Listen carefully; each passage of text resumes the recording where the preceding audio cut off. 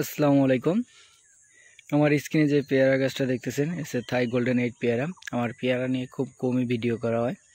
আজকে পেয়ারা হচ্ছে হার্ড বোর্ডিং হবে। এখন বৈশাখ মাস চলতেছে। আজকে বৈশাখ মাসের হচ্ছে 15 তারিখ, 15 কি 16 তারিখ আজকে বৈশাখ মাসের। শুরু কেউ হার্ড বোর্ডিং শুরুতেও করে অথবা কেউ শেষেও করে, যার যেরকম ইচ্ছা অথবা যে সময় পায়। হার্ড বোর্ডিংটা হচ্ছে এরকম যে আমার যে পেয়ারাটা আছে না, এর উপরে যেটা একটা পাতা রেখে কেটে দিতে হবে, একদম সম্পূর্ণ গাছ কেটে দিতে হবে, একদম ছোট করে দিতে হবে। এটা হচ্ছে হার্ড বোর্ডিং। যেরকম এই যে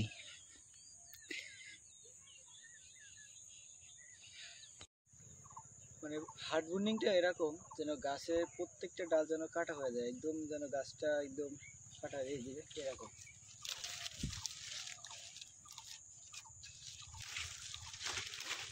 এইভাবে আমরা কাঁচি ব্যবহার করতেছি, কারণ এটা হচ্ছে কাটার ব্যবহার করলে ভালো হয়, কিন্তু ডাল এখন শক্ত হয়ে গেছে, ওই জন্য কাটার ব্যবহার করতেছি। গাছটা একদম জঙ্গল হয়েছিল, কাটার পরে একদম ফাঁকা হয়ে যাবে।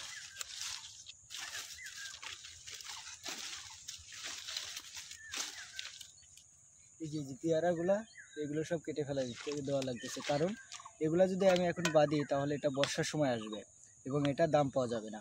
আর আমি যে পেয়ারাগুলা রাখছি এগুলা বর্ষার আগে আসবে, একটু আম কাঁঠালের সময় আসবে, কিন্তু আশা করা যায় তখনও দাম পাওয়া যাবে।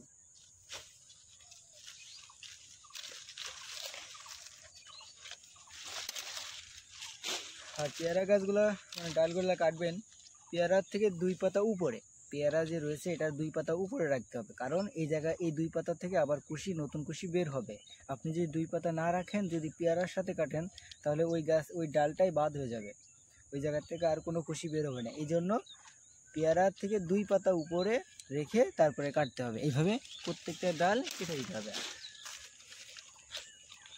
আর এই যে নতুন কুশিতে যে ফুলগুলো আছে এগুলো আমি কাটবো না, এগুলো রেখে দেবো। এইগুলো যখন বড় হবে এইগুলো আমি আবার বাঁধবো।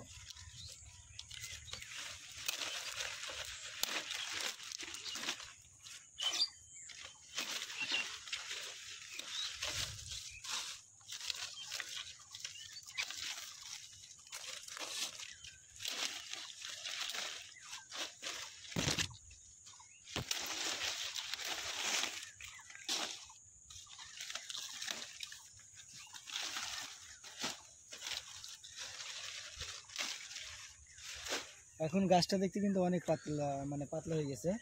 এইভাবে বাগানের প্রত্যেকটা গাছ আমি কাটিং করে দেব। এটাকে বলে হার্ড বোর্ডিং। আজ এতটুকুই। সবাই সুস্থ থাকবেন, ভালো থাকবেন। আসসালামু আলাইকুম।